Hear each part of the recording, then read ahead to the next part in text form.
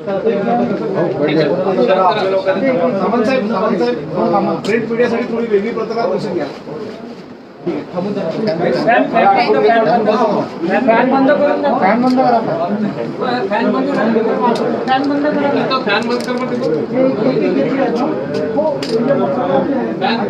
बंद करा. आणि जरा आता आपापसात बोलतो. कालपासून गोंडवाना विद्यापीठ गडचिरोली अरे शांत आणि तुळोजी महाराज नागपूर विद्यापीठ या ठिकाणी उच्च व तंत्रशिक्षण विभागाचं मंत्रालय माझ्याशी निगडीत असलेल्या सगळ्या घटकांचे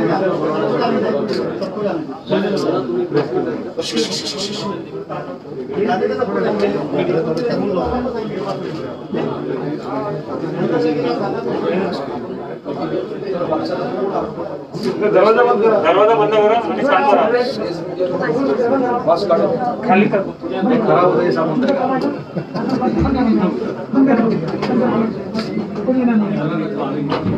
काम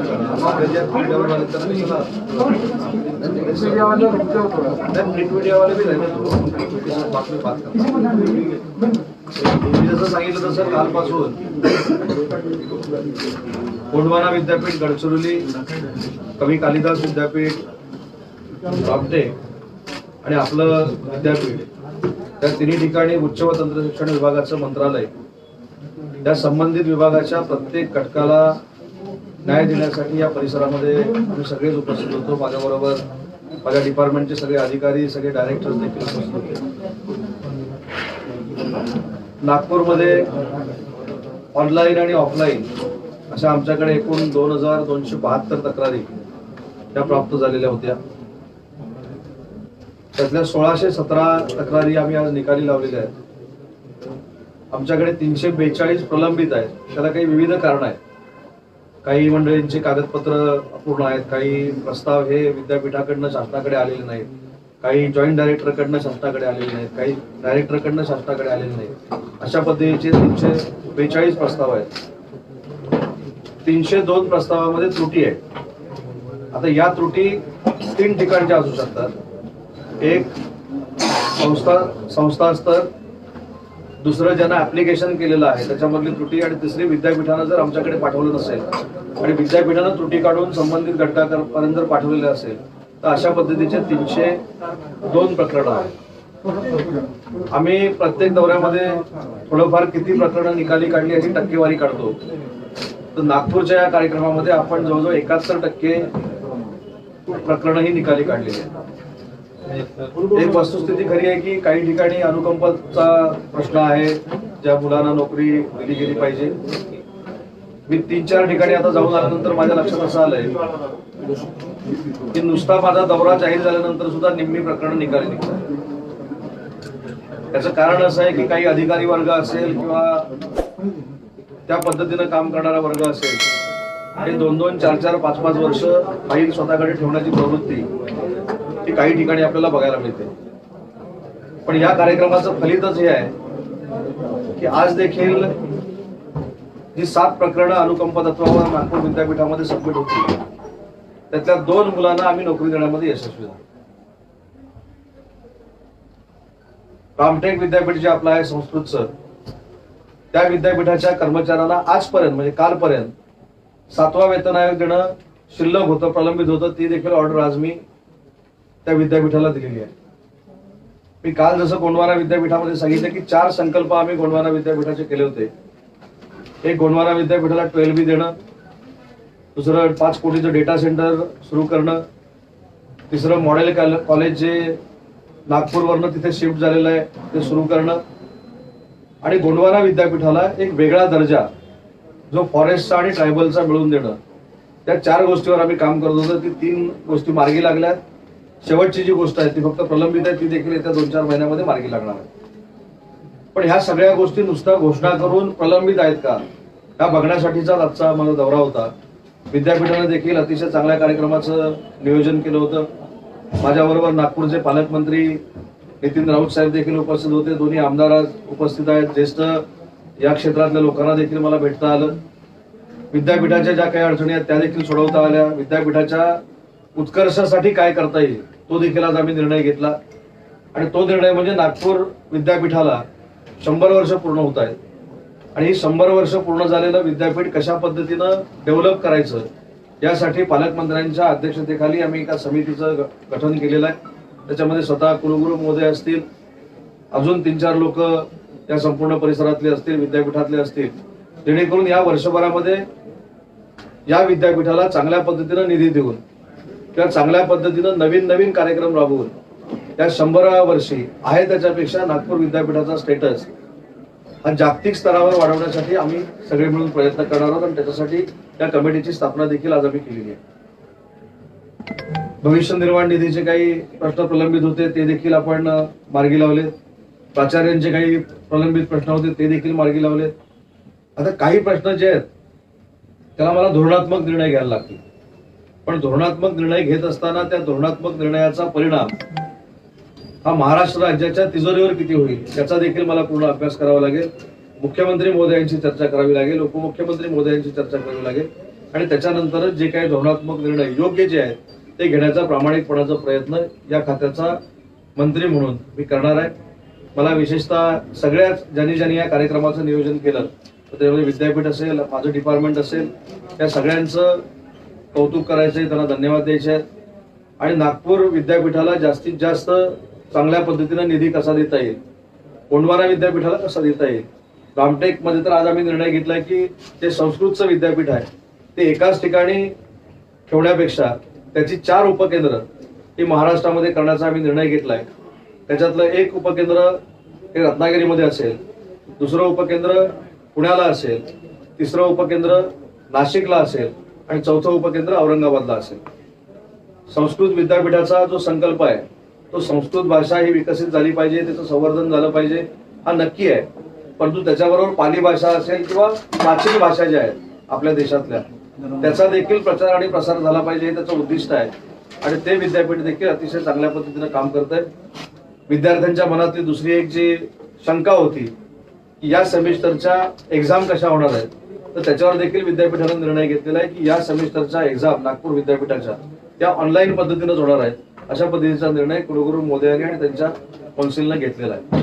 त्यामुळे मला असं वाटतं की आजचा जो दौरा आहे ठीक आहे, उद्या याच्यावर टीका टिप्पणी होऊ शकते, यशस्वी झाला नाही किंवा अन्य काही गोष्टी होऊ शकतात, परंतु ज्या पद्धतीनं आज आम्ही काही लोकांना न्याय मिळवून देऊ शकलोय असाच न्याय भविष्यात देखील पुन्हा एकदा 4 महिन्यानं 5 महिन्यानं येऊन त्या कार्यक्रमामध्ये सातत्य राहील असा प्रयत्न माझ्यासारखा मंत्री करणार आहे.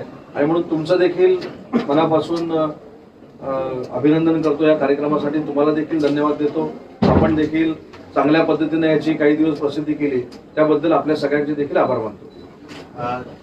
एक सबसे बड़ा प्रॉब्लम जो सिर्फ नागपुर यूनिवर्सिटी नहीं बल्कि पूरे महाराष्ट्र की यूनिवर्सिटी का है और कॉलेजों का है कि रिक्रूटमेंट प्रोसेस काफी लंबे समय से बंद है. और आज ये है कि जैसे नागपुर यूनिवर्सिटी या दूसरी यूनिवर्सिटी में यह है कि कर्मचारी रिटायर होते जा रहे हैं, चाहे टीचर हो या नॉन टीचिंग स्टाफ हो, लेकिन उनकी जगह नए लोग नहीं आ रहे. तो ये इसमें कहीं ना कहीं स्टूडेंट का भी लॉस हो रहा है, यूनिवर्सिटी का भी लॉस हो रहा है, सबसे बड़ा लॉस हो रहा है रिसर्च नहीं हो रहा है किसी भी यूनिवर्सिटी में. तो उसके लिए आज तक सरकार ने डिसिजन क्यों नहीं लिया? त्याच्यामध्ये 2 निर्णय आम्ही घेतलेले आहेत ऑलरेडी. भरती देखील सुरू झालेली होती. आपल्याला सगळ्यांना माहिती असेल की 40% प्राध्यापकांची भरती करावी अशा पद्धतीचा निर्णय देखील झाला होता. पण 4 मेचा जो GR निघाला मुख्य सचिवांचा त्याच्यामुळे प्राध्यापकांची भरती थांबली, प्राचार्यांची भरती थांबली आणि विद्यापीठाची संविधानिक जी पदं आहेत त्यांची देखील भरती थांबली. आणि म्हणून 15 दिवसापूर्वीच त्याच्यातला एक टप्पा आम्ही क्लिअर केला. त्याच्यामध्ये प्राचार्य आणि विद्यापीठांची संविधानात्मक जी पदं आहेत ती भरण्याचा निर्णय शासनाच्या परवानगीनं आम्ही दिलेला आहे. प्राचार्यांच्या भरती, प्राध्यापकांच्या भरतीची देखील मागणी आज तर मोठ्या पद्धतीनं झाली, म्हणजे लोकप्रतिनिधींनी देखील ती मागणी केलेली आहे. मला असं वाटतं की येत्या 8-15 दिवसामध्ये या प्राध्यापक भरतीच्या बाबतीमध्ये देखील निर्णय होईल आणि प्राध्यापक भरती देखील काही प्रमाणामध्ये सुरू होईल. 4 मे रद्द करणार आहे का सरकार? प्राध्यापकांची भरती करताना रद्द करण्यापेक्षा फायनान्सची परवानगी घ्यावी लागेल. जशी प्राचार्यांच्या भरतीसाठी आम्हाला परवानगी मिळाली, विद्यापीठाचे कर्मचारी भरण्यासाठी आम्हाला जशी परवानगी मिळाली, तशी कॉलेजेस सुरू करत असताना प्राध्यापकांच्या भरतीची परवानगी देखील आम्ही येत्या 8 दिवसामध्ये घेणार. म्हणजे वित्त विभागाकडे आपली मागणी गेलेली आहे? नक्की गेली. मग तुम्ही काही टक्केवारी करणार आहात की पूर्ण पदभरती काही असा निर्णय झालेला आहे? 40% प्राध्यापकांची मागणी अशी आहे की म्हणजे सगळ्या त्या शैक्षणिक पात्रता असलेल्या विद्यार्थ्यांची की 100% भरती करावी. परंतु मागे 40% भरतीचा निर्णय झालाय. सुरुवातीला प्राध्यापक भरती सुरू होणं हे माझ्या दृष्टीनं अतिशय महत्वाचं आहे आणि तो पहिला टप्पा आम्ही 8 ते 10 दिवसामध्ये क्लिअर करू. महाविद्यालयांची 40% आणि विद्यापीठांमधली 80% असा निर्णय झालेला आहे.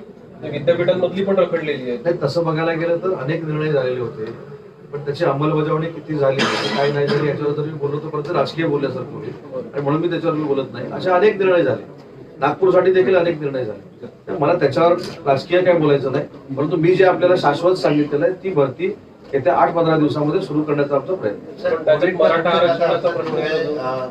हर किसी के ऊपर हुआ, चाहे स्टेट की फाइनेंशियल कंडीशन हो या पेरेंट्स की फाइनेंशियल कंडीशन हो. तो सर अभी तक ये हुआ है कि सरकार की तरफ से कॉलेजों की फीस और यूनिवर्सिटी की फीस को कम करने को लेकर या उनको किसी तरीके की रियायत देने को लेकर कोई फैसला नहीं हुआ. यहाँ तक कि सरकार की तरफ से स्कॉलरशिप भी अब तक रिलीज नहीं की गई. तो कॉलेज को तो फाइनेंशियल क्रंच हो रहा है, तो उसमें विद्यार्थियों को अपना पैसा देना पड़ रहा है. तो इसके लिए सरकार ने अभी तक फैसला क्यों नहीं लिया और आगे कब फैसला होगा? सरकारनं त्याच्या अगोदरच विद्यापीठांना असं कळवलेलं आहे. आता आमचे डायरेक्टर निघून गेल्यामुळे ते पत्र पण मी तुम्हाला दाखवलं असतं की विद्यापीठाने याचा विचार केला पाहिजे. आणि मला असं वाटतं की काल गोंडवाना विद्यापीठानं हा निर्णय घेतला की ज्यांच्या परीक्षाच झाल्या नाहीत, जे कॅरी फॉरवर्ड झालेले आहेत, त्यांचं फी जी आहे ती कमी करण्याचा निर्णय त्यांनी घेतला. रामटेक विद्यापीठाने घेतला. आज मी कुलगुरू महोदयांशी देखील बोललो, ते देखील मॅनेजमेंट काउन्सिल समोर आपल्या जाऊन विद्यापीठातील होतं. तो होतोय. त्याच्यामुळे मला असं वाटतं की तो निर्णय ऑलरेडी झालेला आहे. ऍडमिशन फीस के सांगतो. दुसरा मुद्दा राहिला ऍडमिशन फीचा. आता ऍडमिशन फीच्या बाबतीमध्ये आमच्याकडे माजी न्यायाधीशांची एक कमिटी आहे जी फीचं फिक्सेशन करते आणि त्याला स्वायत्त अधिकार आहे. तर पुढच्या आठवड्यामध्ये त्या समितीबरोबर देखील मी बैठक घेणार आहे. जे दौऱ्यामध्ये विद्यार्थ्यांची मागणी आहे, पालकांची मागणी आहे, त्यांच्या मी कानावर घालणार आहे आणि तशा पद्धतीनं त्यांना काय निर्णय घेता येईल अशा पद्धतीची विनंती देखील करणार आहे. पण ही फीची फिक्सेशन कमिटी आहे, ही वेगळी आहे आणि त्याचे अध्यक्ष हे माजी हायकोर्टाचे न्यायाधीश आहेत. सावंत साहेब, जेडी संदर्भात भरपूर तक्रारी आहेत आणि ते डायरेक्ट तुमचं पण नाव सांगतात की वरती द्यावं लागतात वगैरे असं काही प्रत्येक अशा तक्रारी आहेत. प्राध्यापकांची तक्रारी आहे, तुमच्याकडे पण आता भरपूर लोकांनी तक्रारी केली आहे. तर तुम्ही काय कारवाई करणार आहे जेडी? नाही, वरती द्यायला लागतात याचा अर्थ जॉईंट डायरेक्टरच्या वरती पण भरपूर अजून पद आहेत. नाही, तुमचं नाव आहे ना? ऐका नाही, म्हणून म्हटलं की त्याच्यात अनेक नावं आली पाहिजेत ना. शेवटी कसं आहे, आपण वरती म्हटल्यानंतर ते आणि मी असं कॉम्बिनेशन जे केलेलं आहे त्याच्यामध्ये पण भरपूर आहे. त्याच्यामध्ये अजून पदं पाहिजे तर मी सांगतो अजून कुठची येतात. नाही, ते पद आम्हाला माहिती आहे. मी तेच सांगतो साहेब. आता प्रश्न विचारलं उत्तर तर दिलं पाहिजे. कारण तुम्ही माझं पण नाव घेतलंय, त्याचं उत्तर नको द्यायला. माझं म्हणणं असं आहे की काय जे एक संघटना आपल्याला भेटली, त्यांनी जे काय निवेदन दिलं, त्याच्यानंतर पेपरला जी बातमी आलेली आहे त्याच्या संदर्भात सकाळीच आपल्याला आता मी भेटलो, सकाळीच जॉईंट डायरेक्टरांची चौकशी लावण्याचा निर्णय मंत्री म्हणून मी घेतलेला आहे. त्याच्यासाठी त्यांच्यापेक्षा वरिष्ठ अधिकाऱ्याकडनं त्याची चौकशी होईल आणि तो वरिष्ठ अधिकारी डिपार्टमेंटचा असणार नाही. म्हणजे अजून एक शंका नको की डिपार्टमेंटच्या अधिकाऱ्यांना ती का केली.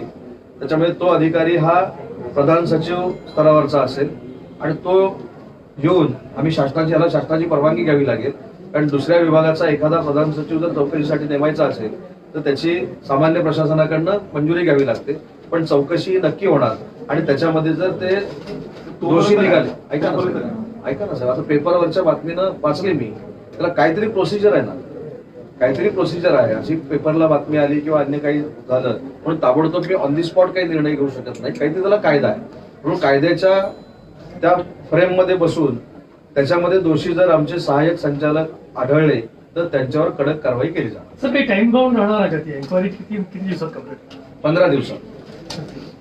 फक्त 15 दिवस ते उद्या परवाची सोडून, कारण इथनं जायला मला अजून 3 दिवस आहेत. सर, एक प्रश्न आहे ऑनलाईन एक्झामिनेशनचा. कुठेतरी तुम्हाला वाटत नाही की ऑनलाईन एक्झामिनेशन क्वालिटी जी आहे ती कॉम्प्रोमाइज होऊन राहिली आहे? 99% रिझल्ट अनप्रेसिडेंटेड आहे. प्रत्येक विद्यापीठात तसंच लागलंय. जे पोरं 8 वर्षापासून फेल झाले होते, कधी पास नाही झाले, ते पण पास झाले. कुठे कॉम्प्रोमाइज नाही होऊन राहिलं का ऑनलाईन मध्ये? पहिली गोष्ट मला जी वाटते ती अशी आहे की ऑनलाईन एक्झाम कशा पद्धतीने घ्यावी, ती MCQ पद्धतीने घ्यावी, ओपन बुक घ्यावी, हे सगळेच्या सगळे अधिकार आम्ही विद्यापीठाला दिलेले. ऑनलाईनच एक्झाम झाली अशातला भाग नाही आहे. काही ठिकाणी ऑफलाईन एक्झाम देखील झाल्या. आता नांदेड असेल तर नांदेडला 40% विद्यार्थी हे ऑनलाईनला बसलेले होते आणि 60% विद्यार्थी हे ऑफलाईनला बसलेले होते. तसंच औरंगाबादला देखील काही विद्यार्थी ऑफलाईन बसले होते, काही लोक हे ऑनलाईन बसले होते. त्याच्यामुळे सगळ्याच एक्झाम अंतिम वर्षाच्या ह्या ऑनलाईन झाल्या अशातला भाग नाही. काही पर्सेंटेजनं ऑफलाईन झालेल्या. पण आता देखील परिस्थिती अशी आहे की जर कॉलेजेसच सुरू नाही, कॉलेजमधले वर्गच सुरू नाही, वसतिगृह अजून क्वारंटाईन सेंटर आहे, तर त्या विद्यार्थ्यांची परीक्षा आपण फिजिकली कशी घेऊ शकतो हा एक फार मोठा प्रश्न आहे. आणि म्हणून कालच मी जाहीर केलं की 15 फेब्रुवारीपासून 50% प्रेझेंटीमध्ये आम्हाला कॉलेजेस सुरू करायचे आहेत आणि वसतिगृह जी सुरू करायची आहेत ती दुसऱ्या टप्प्यामध्ये करायची आहेत. मग वसतिगृह दुसऱ्या टप्प्यामध्ये का करायचे आहेत? तर अजूनही काही वसतिगृह ही क्वारंटाईन सेंटर आहेत आणि युजीसीनं जी गाईडलाईन दिलेली आहे ती 50% उपस्थितीमध्येच सुरू करावी. ते काही शासनाने घेतलेला निर्णय नाही.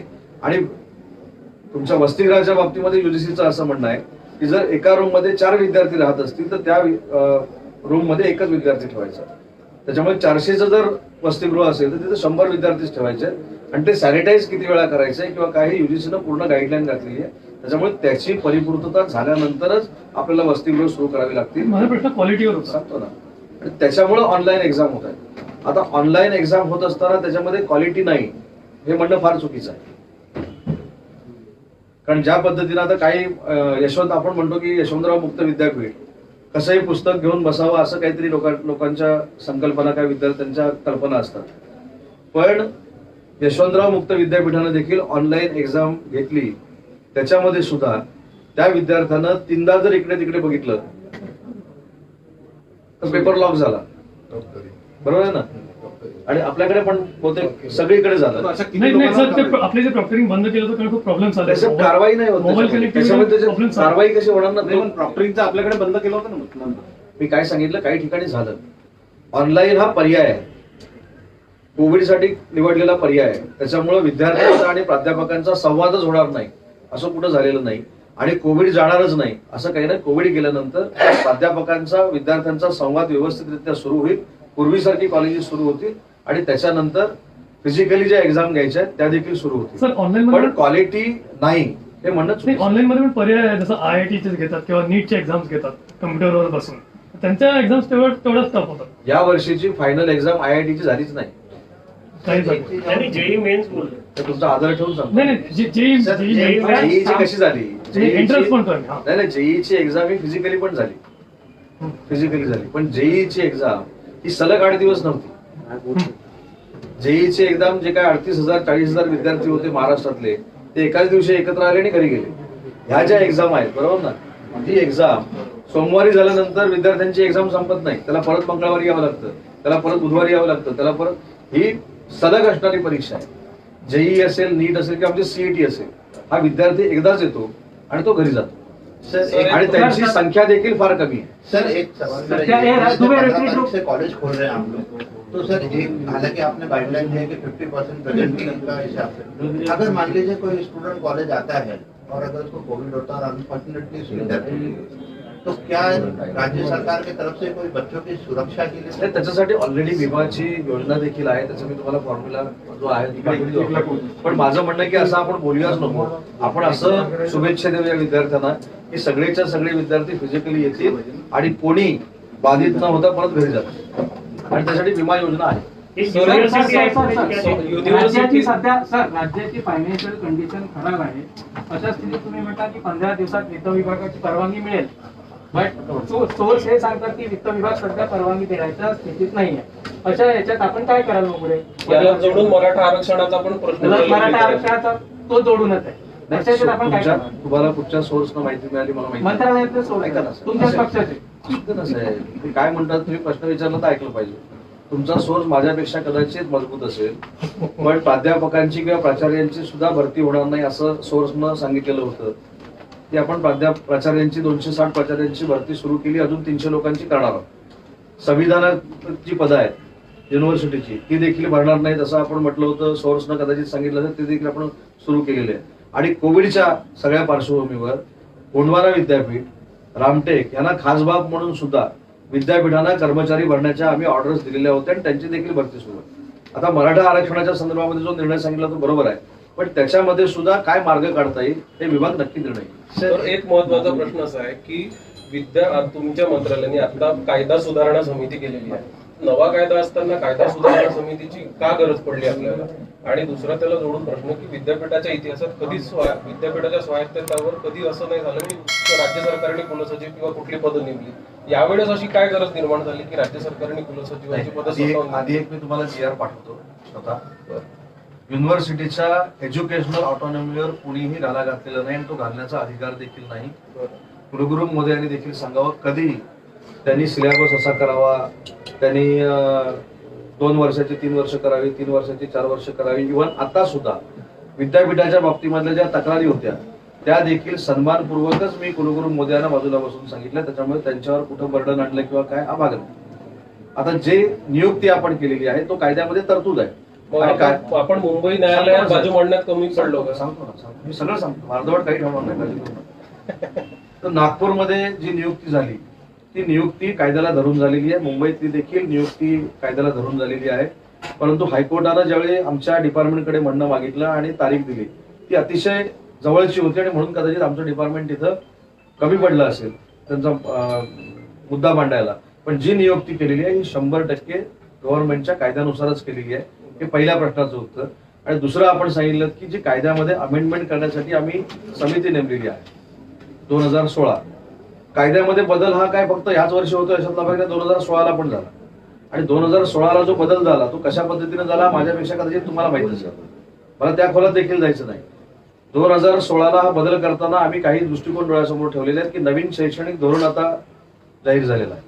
ते जाहीर होत असताना त्याची अंमलबजावणी महाराष्ट्रामध्ये कशी करायची याच्यासाठी डॉक्टर माशेलकरांच्या नेतृत्वाखाली एक कमिटी आहे.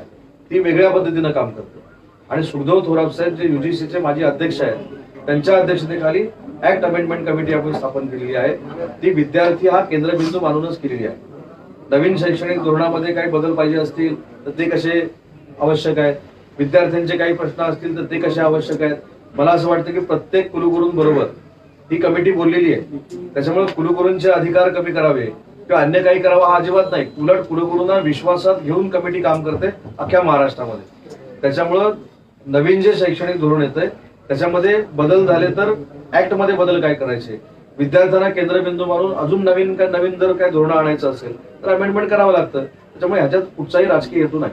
सर आज आपने रामटेक में घोषणा की कि जितने भी अभी महिला छात्रावास बनेंगे उसको मातोश्री का नाम दिया जाएगा.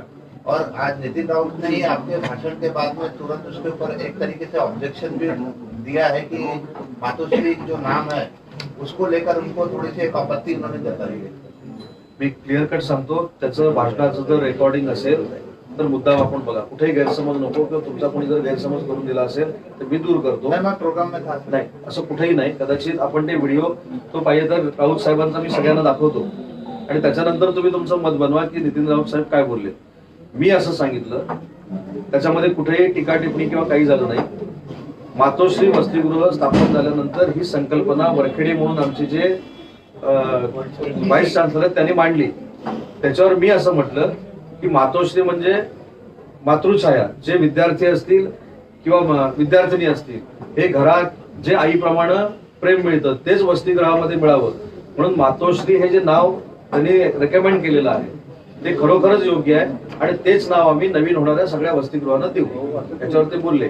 त्याच्यानंतर साहेब ते असं बोलले की मातोश्री म्हणजे वात्सल्य आणि याच वात्सल्याच्या आधिपत्याखाली कोविडचं निराकरण करण्यासाठी जे निर्णय मातोश्रीवर न झाले ते महाराष्ट्राच्या हिताचे होते.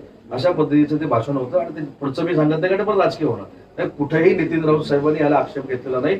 उलट मातोश्री या नावाचं त्यांनी कौतुक केलं आहे. सर कॉलेज का बरं एवढा उशिरा उघडून आले? शाळा उघडल्या तर कॉलेज जास्त सेफ नाही आणि शाळा सेफ असं आहे का? साहेब कॉलेज उघडणं आणि शाळा उघडणं याच्यामध्ये जमीन आसमानाचा फरक आहे आणि तो माझ्यापेक्षा कुलगुरू साहेब जास्त सांगू शकतात. सांगा ना.